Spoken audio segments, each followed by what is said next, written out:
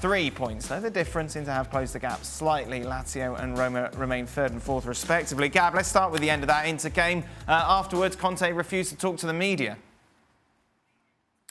Yeah, Conte did not take this one well. He was spiky before the game as well when people pointed out, oh, look, you're going out and signing everybody. And he's like, well, it's not like I signed half of Real Madrid. Don't expect miracles. But the reality is, I think what he's most upset about is obviously Lautaro now facing a possible 2-match ban because of his attitude towards the referee. That would mean that he would miss not just the next game, but the Milan derby as well. And obviously angry because once again, it's points dropped and the fact that Inter dropped points after taking the lead.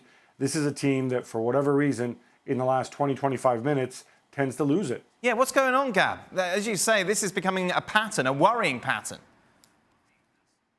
Well, so the stock explanation that Conte gives is people need to work, we need to play at high speed, we need to be intense, blah, blah, blah, and I don't have the players to be intense for 90 minutes.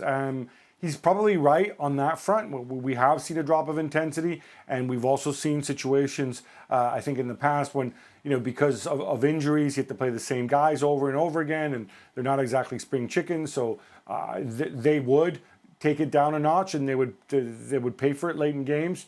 But you know what? There's more than one way to play football. There's more than one way to skin a cat. You can go out there and figure out a different way of playing where maybe, you kind of manage the game better and you don't have to run yourself into the ground. Because even Nainggolan's goal it was unlucky and there was a deflection and whatever else. I mean, that was a result of Stefano Sensi, who had run himself into the ground, not being able to get in position to go and defend Nainggolan. The pre-match press conferences now for Conte should be, are you going to do a post-match press conference? Because we've seen it before. He's a and in some sense, the team's a mirror image of him. We saw it with Lautaro Martinez there.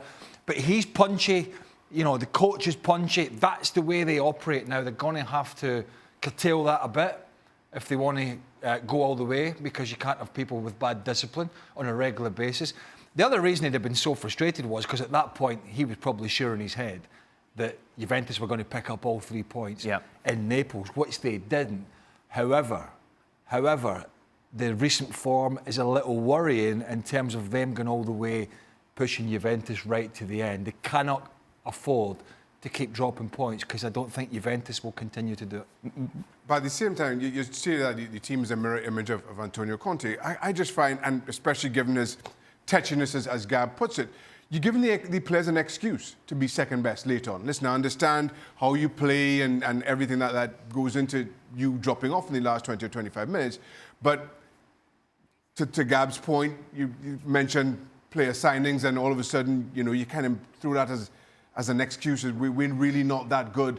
I mean, eventually, that tells them with players' own mentality. Well, thank you very much for watching ESPN on YouTube. For more sports highlights and analysis, be sure to download the ESPN app. And for live streaming, premium content, and let's not forget as well, ESPN FC 7 days a week. Subscribe to ESPN+.